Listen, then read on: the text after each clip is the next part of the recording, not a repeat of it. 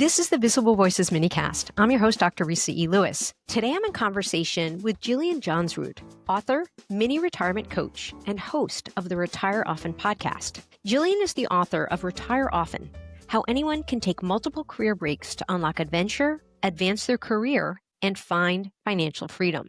Jillian's message is especially relevant to those of you in the audience with demanding professions like, for example, healthcare, where burnout and moral injury are not buzzwords. They are truly a reality. Jillian, welcome to the Visible Voices minicast. Thank you so much for having me. It's great to have you here. So I ask my guests one word. What's just one word that you would use to describe your clients? A thread that sort of says this is what they often come to me with. One word I would say maybe like realigning intention. They tend to be very ambitious people who have made so much progress in so many areas of their life and really are crushing it. But like most of us, there's that like 5 or 10% that just isn't quite gelling, whether that's, usually I would say my clients, they're a little burned out. Their lifestyle, while they've made a lot of progress in their career and their financial, the lifestyle isn't exactly what they were hoping for. They maybe wanted more time with their kids. They wanted more adventure. They wanted more time for their health. These other areas of life that matter to them are a little bit under indexed because the first half of their career, they've over indexed, making these other areas successful. I love those terms, indexing, over-indexing, under-indexing. And speaking of terms, mini retirement, for audience members that are kind of getting their head around this, how would you define it? I define it with 3 characteristics. The first is that it's a month or longer. I find a month is kind of that minimum effective dose, especially if you want to recover from burnout. And it's long enough to do something really cool. The second one, stepping away from your primary career, like your primary 9 to 5. And then the third is just to focus on something that matters to you. So the physicians in the audience are really scratching their heads now. So I am curious, what is it like to work with doctors or other healthcare professionals, and maybe even add it, cherry on top, academic professionals, academic physicians? Yeah, there is something really interesting in healthcare in that it is perhaps from my experience with clients, the most misaligned in terms of the intention that people go into it with. I find most people go into healthcare are very caring. They really want to help people. They're very compassionate people. And the style of the industry, which is incredibly efficiency and profit driven in like our current healthcare system. And that misalignment, I think, is what contributes to so much burnout. I kind of joke that if like just accountants became doctors, like it might all, the whole system might be easier on them. But like the most compassionate, passionate people who really care about their work go into the system that really tries to extract as much value from them as possible without really letting them lean into the reason that they went into that profession. Yeah. The healthcare system doesn't actually promote and protect the health of healthcare professionals. No. It's a little counterintuitive in that they're really trying to, it seems like they're trying to burn through that human capital very quickly. Within, I see 10, 20 years, they try to burn through that, except the problem with that is that it takes so long to develop that human capital in terms of education. And so like that ratio isn't great. If it takes an additional 10 years to learn to do this job and you might burn out in 10 to 20, like that's a bad ratio. It's okay if you burn out from a career in 10 years if it only took you 6 months to prepare for it.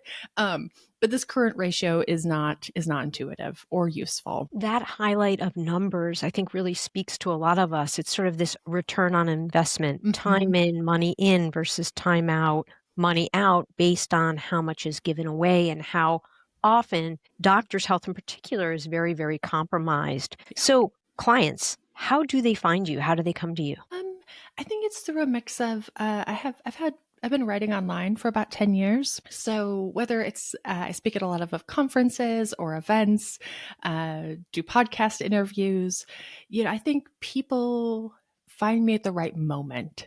That moment that they're like, I don't know if this is working. like, and I think we all have those moments where like, well, we think it's working. We think it's working. We think it's working. Oh, maybe it's not working. And so in those moments, they're like, yeah, maybe we should try adjusting this a little bit. Yeah. What does it look like to work with you? What is a coaching relationship with you? How does it march out time-wise, money-wise, however you Yeah. want to describe it for people that are curious? Yeah, so I've got two different modalities. For about 8 years, I've done one-on-one coaching, but I also offer group coaching. One-on-one is really, I really love it. It's really interesting because of the type of people I work with. So there's a couple different, I'm slightly unique. It's tough in a branding sense, but I'm slightly unique in that I have a couple different pockets of expertise. So I've got financial planning, financial independence. I've got some knowledge in that. I've got a little bit of knowledge in mini retirements and breaks and how to navigate that, a little bit in the lifestyle piece, but also a little bit in career transitions and negotiation and things like that. And so, like I said, my clients, they're really smart, capable, accomplished people. And 90% of it is solid. So it's very different than like a financial advisor that's like, here's the 8 steps that every single person has to go through, whether you need them or not. To make the most use of my time and my clients' time, we look across all of these modalities and try to assess. There's usually like 2 or 3 things that that aren't working. They're kind of like the spiders in the house that are creating all the spider webs. And so if we can just like get those couple things, it really clears up any challenges, any friction across all of these domains. And so it's very customized. What do we typically work on? It kind of depends what people need. And so some people in 3 calls, we really like, we find those 1 or 2 or 3 areas, we fine tune them and they do great.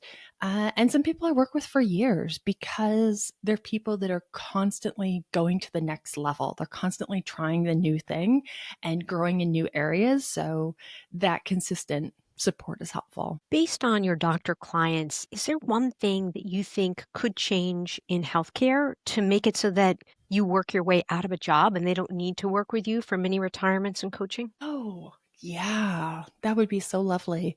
Um, I think if the healthcare system, um, it it's also unique in that I think between medical school or residency or somewhere in there, students are convinced that like they have to suffer and that the system, like that's their role in the system. They have no agency, they have no power, they have to endure suffering very well, and they typically have a high capacity to suffer. Can you say that again? I think it's really important for audience members to hear what you've just shared. Yeah, there is this interesting cultural narrative in medicine especially that like you need to have a high capacity to suffer and that's your role in this thing. You don't have agency, you don't have power, just like you should be suffering. If you're not, you're probably doing it wrong.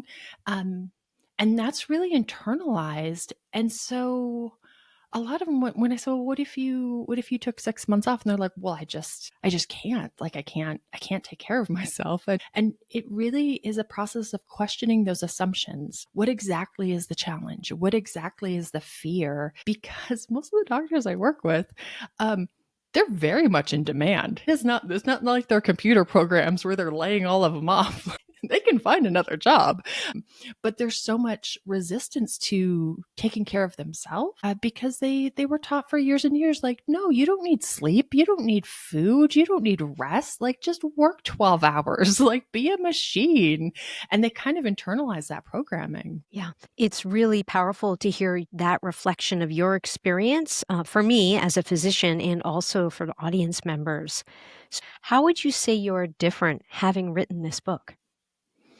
Um, the book was a really lovely process of taking essentially all these conversations, whether it was like speaking at an event or working one-on-one or my lived experience, and saying, there's a consistent process here. It's not just this crazy idea. There's real tactical steps that you can take. And my goal with encouraging people, because it's one of those ideas you're like, well, that's lovely, but it doesn't work for me. And then you have all these reasons why it doesn't work for you. And you might have noticed in reading through the book, it's upbeat, but I am systematically going through every single reason, every concern, every fear, every hesitation, because I've heard every single one of them over and over and over. I've talked to people one-on-one, and you can't BS people one-on-one. You can't be vague. You can't just be like, well, just go talk to your boss. I'm sure it'll be fine. No, here's exactly how we're going to do this. Here's how you're going to send the email. Here's how you're going to structure the conversation. Here's how you're going to create the story. Here's how you're going to negotiate it in almost excruciating detail, because that's what I find gives people a lot of comfort and confidence. Yeah.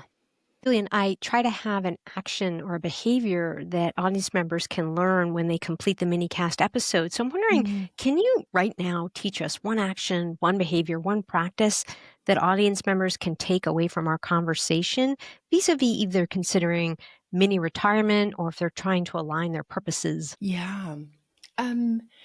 It's really helpful to fully articulate what your challenge is, what the fear is, what the concern is. And one of those specifically in healthcare and in a lot of professions is, what will people think about this? What's the story other people will create and try to project onto me? Will they think, well, I'm lazy, I'm not dedicated, I don't love my profession, I'm flaky? Like, what do you imagine they're going to project onto you? Or maybe it's your parents. You're like, they're going to think that I'm wasting all this education. You know, we kind of imagine these stories that other people might think. But once you articulate that, the tool I would suggest is being intentional about crafting your own story. There's lots of stories that are true. So find the one that's true, but that is also helpful. For example, whenever people are like, well, I'm just not, whatever they think, I'm not dedicated to my career, or I'm not passionate, or I'm not motivated. I compare it to, I played basketball in high school. And during every game, we were a very intense team, but during every game we took a halftime every single time. Not because we weren't passionate about the game, not because we weren't massively concerned about the outcome, not because we weren't motivated, not because we weren't hardworking, but because we cared about our performance. We cared about the outcome so much that we were willing to rest, we were willing to reset, to reimagine, to take that time to show up as our very best selves and to have the very best second half of the game. And if you really care about your outcomes, if you really care about your performance, why wouldn't you show up as your best self? Like, if you care about medicine, care about the industry, why not take a break in the middle so that you can finish strong? I really, really love that illustration. And I too am a sportster. And you're right. There's a halftime and a break. Sometimes it's quarters, sometimes it's halves in almost every sport. Yeah. And that sort of visual is really fantastic. And from what I heard in terms of action behavior, it's sort of write out your fears or say your fears or share your fears or scream your fears or whisper your fears, but then write your story. You control the narrative. And so it's your story and it's your life and it's your professional journey. Yeah. Absolutely. And start sharing that. Get ahead of it. If you're worried about what other people will think, lead with your story. Invite them into your story. You don't have to necessarily battle theirs. And I find that when people feel confident in their story and their version, like, it's easy to bring other people into our stories, but don't let them set the story for your life. Yeah. For audience members that want to learn more about you, your work, and even working with you, what's the best way? retireoften.com. Yeah, I've got free worksheets. I've got resources there, my podcast, my book, coaching, all of it's there. I've got a really unhinged newsletter if you like that sort of thing. On social media, I'm at Jillian Johnsrud, but retireoften.com. Great. Thank you so much for joining me on this Visible Voices minicast. Thanks so much for having me.